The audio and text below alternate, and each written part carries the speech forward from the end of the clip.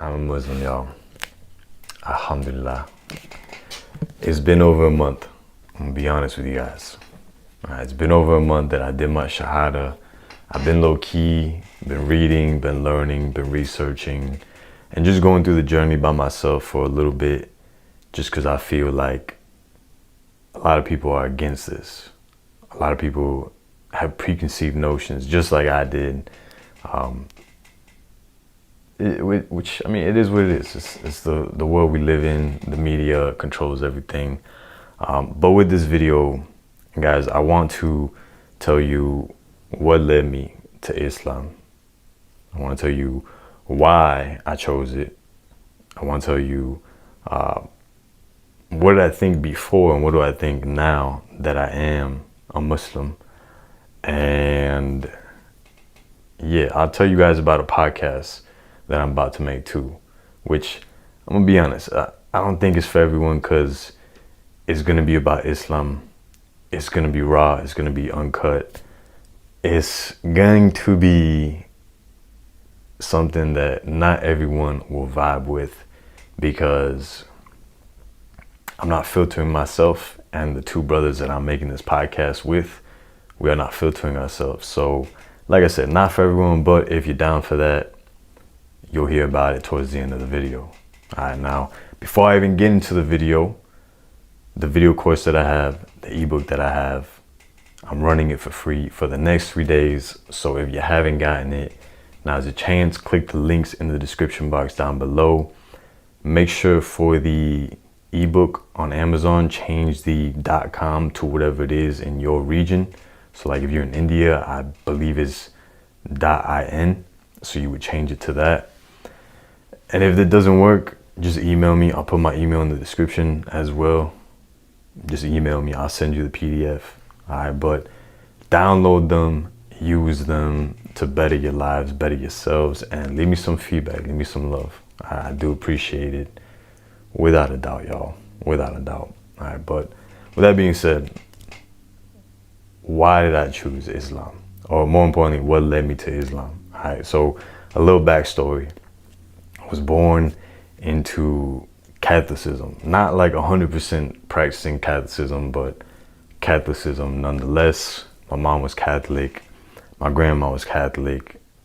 I can't say my dad was Catholic. I think my dad didn't have any religion at the time, or if he did, it was kind of like a very loose form of Christianity, maybe even agnostic. All right, so there was no set path. And because there was no set path, that's what kind of led to me wandering around for a lot of years before I came on to Islam. All right, so I was born into that. My parents got a divorce early. So my mom never forced us to practice Catholicism, but she was teaching us all about it. So like we kind of had that belief, which I'll get into that more in a second here, which if you're Muslim and you're watching this, you already know what I'm about to say. But we kind of had that belief, that inner belief in something. Right? And, you know, as the years passed by, my mom had gotten with some dude who was pretty much like a stepfather at the time. He was Christian, but he was a crooked Christian, I should say, because his actions didn't line up with his words and his beliefs. Right? He believed in God, but dude abused me for like most of my childhood. So, I mean, there's that. Now, I'm not saying I'm judging him, I'm judging Christianity or any of that stuff based on what he did. I'm just saying that like that led even more to me not having a solid foundation for as to like what I was, who I believe, or what I believed in, and just having a set path to walk on. And then from there, I remember my sister had a baby, passed away around like 6, 7, maybe 8 months old. And at that point, it's just like there had been so much that happened negatively in my life. Like I had been through all that abuse.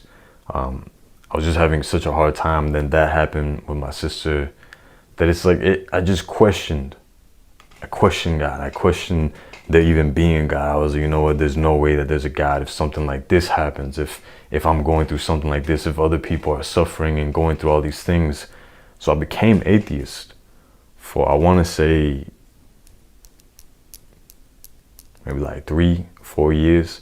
And the entire time I was atheist, like, yeah, I looked into science very strongly. And anytime someone would try to bring up God or would try to bring up religion or anything spiritual, I would shut them down, and I would try to say all these things and try to prove that God wasn't real. I would try to prove that everything that they were believing in, everything that they were thinking of, everything that they were saying was just dumb, just not real, that it was just retarded, for lack of better words. And I hate to say that, but I mean, that's the truth. That's what I did. And I was very miserable during the time that I was atheist.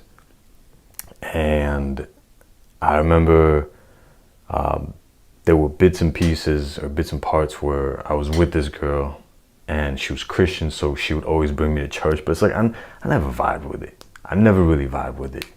And then her and I, we ended up breaking things apart. It was like 2015. Then I ended up meeting my ex, which was my fiance. It's the one I was engaged to. Now, she was Christian. Her family was very, very Christian. And her mother was literally a believer. Like, if you ever seen a believer, like, this is someone who's legit a believer. She was very strong in her faith, and just being a part of that made me want to seek God and to go deeper into it. And at the time, which I completely forgot to say, but at the time I was starting to come back to God. I just didn't know what I was doing. I was on this new age thing where it's like consciousness, meditation, third eye, pineal gland, astrology, crystals, astral projection, all this stuff where it's like, yeah, I was seeking God, but I didn't have a set path. I was like wandering about in the dark, just lost, to be honest with you guys. So when I was with this girl, I was doing that. I was trying to seek, I was trying to do all these things. And I would say about 2016, 2017, that's when I basically started going deeper into Christianity. And I even got baptized. I was reading the Bible. I was going real deep into it. But there were so many contradictions that I was finding. And if y'all want to know about the contradictions, by all means, wait till the end of the video. I'll get into that. We just wait until the end of the video. There were contradictions, things that just left more questions than answers. And it wasn't clear cut. It wasn't logical. It was just a lot of stories, which I don't mind the stories, but it's like, it's something that you had to interpret for yourself. And I feel like if something is going to show you the way, if something is going to show you a set path, there really shouldn't be that much room for interpretation, but more so a clear cut, raw, like, hey, this is it. Go ahead. Like, that's the path right there. This is all you have to do. A clear cut instruction manual. If you have a bed frame for IKEA and you're trying to build this bed frame, you want the instruction manual to be as clear as possible. You don't want the instruction manual to say, hey, grab this screw and you know what, just figure out where you're gonna put it. Just have fun, go and figure it out. Like, you don't want that. If you have an instruction manual, you want it to be clear, concise, precise. You want it to be clear cut, just cutthroat, to the point. You know what I mean? So it's like, the Bible wasn't that for me. And like I said, it kept bringing up more questions than answer. And I'm not knocking it, all right? Because who am I to tell someone that what they're believing is right or wrong? Now, of course, that opinion might change the deeper that I get into Islam. But I strongly believe that, you know, God guides who he wills. And if the only way to reach you is through Christianity, or if the only way to reach you is through Buddhism or even the New Age stuff, Hinduism, whatever it is, then that's how he'll do it. that's how God will guide you. Now, is that technically the right way? Well, maybe, maybe not. I can't fully speak on that yet because my knowledge is limited. I'm still very new to this, but to keep going with the story, I kept going into that, and I remember her and I split beginning of 2018, and during that time, I dropped the Bible, I dropped Christianity, and I pretty much became agnostic, where it's like I believed in God, but I didn't really go much further than that. I stopped all the spiritual practices. I stopped really trying to do all that new age stuff. Like the only thing I really kept was meditation, and that's pretty much it. Right? That's pretty much it. But fast forward to 2019, I'm over here living with my two best friends at the time. And it's like I had everything. Material-wise, I had everything. Social-wise, I had that. And I was talking to girls. Nothing serious, but I was talking to girls. Like I said, I was talking to girls. I was ready for some sugar balls. It just didn't end up happening. But I was talking to girls. Like everything, I had everything that I could want at that point. But it's like I still felt empty. I still felt pretty trash, to be honest with you guys. I still felt like I was looking for distractions anywhere that I could find them. And a part of me came on to, or not a part of me, but I had stumbled onto dopamine detoxing. When I had first done dopamine detox, I remember very clearly that I was being almost like drawn to it, like something was telling me to read the Quran. And I've never read the Quran, but I had a Quran. I had a Quran and I had a Bible because I had some kind of bookshelf in my room. It was silly to even think about that, but I literally had them just for display with this Arabic knife and these crystals and these plants. It was stupid. It was stupid, but you know what? Everything happens for a reason. All right, so I started feeling pulled to read the Quran. I do not read it because I was ignorant at the time. I was closed off. I did not want to, and I remember that just kept going. I kept feeling that over and over and over and over and over again, but I just kept disregarding it and doing my martial arts and doing my work because I was real headstrong and just focused on what I was doing this whole dopamine detox for, which if you watch my videos, that's what I said. I said that I was doing it for martial arts and for my work, to become more obsessed with martial arts. But here I am being pulled in this direction. So to end that part, yes, I kept being pulled, didn't go to it, didn't read it. So then I got into surgery in 2020 in the summertime. Ended up coming back from New York because that's where I got the surgery. And again, I started feeling really, really low, like really down, depressed, anxious. I don't even want to get deeper into that, but I decided I was going to do a dopamine detox again. And the first day that I was doing it, I was sitting in this exact room right there on the ground, and I started feeling that same feeling that I felt the first time that I did a dopamine detox, which was to read the Quran. And I didn't read it. I was, you know what, I'm doing dopamine detox, I'm not going to read it. Second day, even stronger, and I was contemplating. I was like, should I read it, should I not read it? Third day, so strong that I was like, you know what, I'm just going to read it. It's a spiritual, holy book. It's not going to be that bad for dopamine detox purposes. And I tell y'all, like, once I started reading this, I want to say like the third day in, so 6 days later of doing the dopamine detox, 3 days later of reading the Quran, I remember after reading it the third time on the 6th day, I sat down to meditate after, and it's just, it all clicked. Like it just all clicked, and I just understood. And it's like, to put it in the most simple words possible, it's as if I had found what I was looking for. And I'm not trying to hype it up, but I felt these waves going through my body, and like I've never felt anything like that. Like, listen, I've done shrooms, I've done acid, I've done coke, I've done ecstasy, I've done Molly. I know they're pretty much the same thing, but I've done them.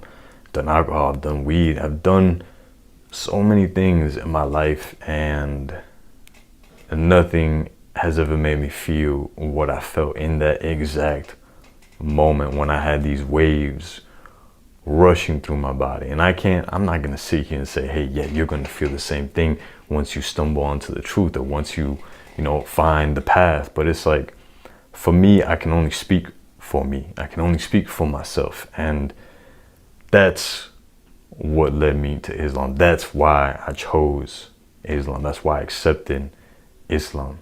And I believe that it was in that moment that I did become a Muslim. All right. Now, what did I think before? Before I got into Islam, I had these preconceived notions that, for one, Islam was only for Arabs, which is retarded. Islam is for everyone. It's just a preconceived notion. Right? These are things that I was thinking about. Number two, I thought that it was something very oppressive. But the more you read into it, the more you see for yourself that it's actually not oppressive. And then number three, I thought it was very extreme. I thought that the people who practice this stuff were, the people who they show on the media doing all this crazy stuff. And it's like, dude, that's not it at all. Like, these people are extremists. They have that extreme nature. They're thinking in a way, and they're taking it out of context and doing things under the name of Islam, under the name of the Quran. But it's like, that shouldn't be the factor as like, okay, this is what Islam is. It's these people right here, which that's what the media portrays. The media portrays that like, these people that are bombing, that are doing all this stuff, those are the ones that Islam creates. That's what Islam is. But that's not what Islam is. Like I said, these are people who are extreme. That's them. It's like when you have Christianity and you have the KKK. Like, bro, you don't say that everyone who's Christian is like these people. These people were just extremists, and they took it out of context. And that's the same thing with everything that's happening in today's day and age, except the media has a hidden message. And I'll probably get flagged. This video might be put down for that, but I'm gonna say what it is. All right. That's what I thought about this. I thought that this wasn't it. I thought that this was just another religion. But as soon as I got into it, man, it's definitely not it. All right. And the last thing that I want to say is that this thing right here, this holy book, is logical. And it's not this thick. This is a transliteration and a translation, so it's probably like double the size of an original Quran. But it's logical. It's logical. It's clear cut. It's like I said, you have an instruction manual, and it tells you exactly what to do. There's no room for interpretation. There's no room for guessing. It's not read between the lines. It's no, this is exactly what it is. It's clear and cut. And I'm gonna tell y'all right now, like, I find that to be priceless. I find that to be the only determining factor of like, should you take this path? Should you not take this path? But then again, that's just me. That is just me. I'm just saying here. But to end the video off,